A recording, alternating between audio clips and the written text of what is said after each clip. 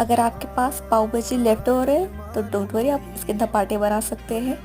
उसमें हम सब आटा, लेफ्ट ओवर पाव भाजी और उसे मिक्स करें, और मिक्स थोड़ा लूज ही करना है उसका डो।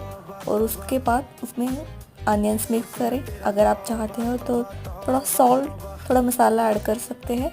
और उसको फिर उसके बाद एक कॉटन का कपड़ा लीजिए, उससे वो वेट होना चाहिए, उस पर वो धपाटे ऐसे स्प्रेड कर लीजिए पानी की मदद से, और फिर उसे ऐसे तवे पे लगा दीजिए। और आप चाहे तो बटर और तेल और घी के साथ उसको फ्राई कर सकते हैं और उसको सर्व कर सकते हैं। Thank you.